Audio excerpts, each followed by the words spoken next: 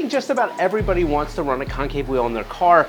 The problem is not everybody can. We get this question a lot, and today we're going to get into it and give you the tips on how you can run a concave wheel and if you can run a concave wheel. Stay tuned.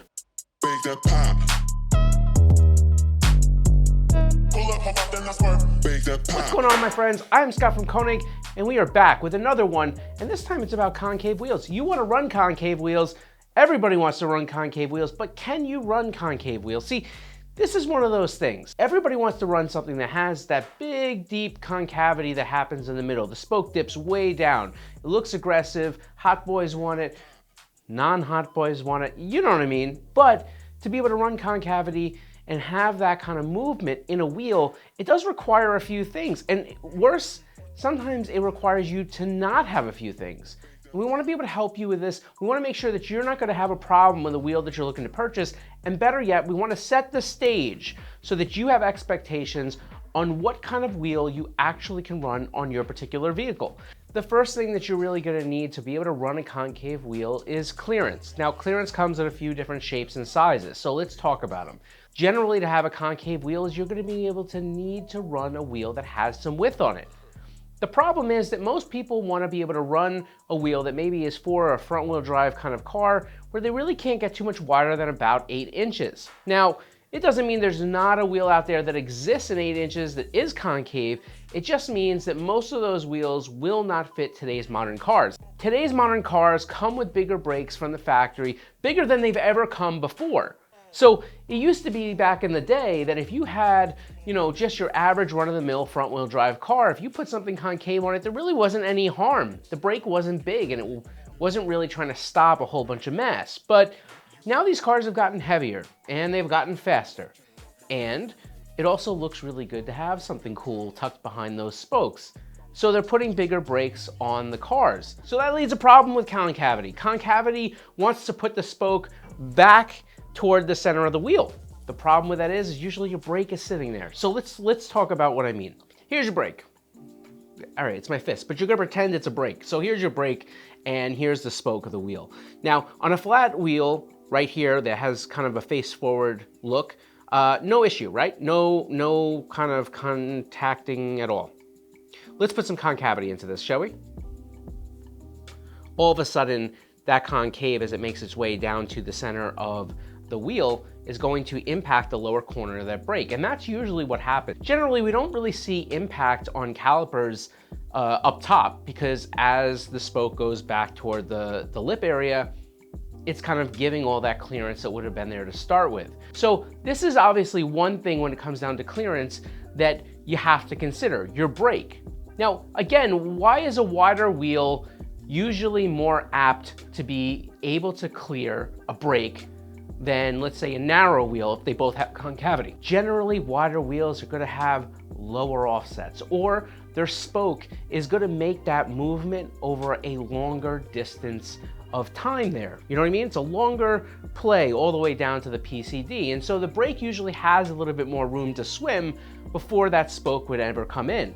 For the most part, generally you're going to see more concave wheels on rear-wheel drive cars, again, in the rear. And that's because in the rear of cars, brakes typically are smaller and they will allow for more concavity. So that's why in rear-wheel drive cars, when you can get away with a little bit more width and you don't have a big brake in the back there, you can usually have a concave look. Now, in a front-wheel drive car, that's totally different. Brakes are big in the front, and that's usually the only place where you can fit whatever wheel size you're running. So the narrower wheel on the front wheel drive car where it doesn't have a lot of offset, that's where you get into trouble. Offset makes a big difference. As you know from some of our other videos, we've talked to you about what offset actually is. An offset, especially as we go higher, is going to move the wheel more inbound on the car, more toward the strut.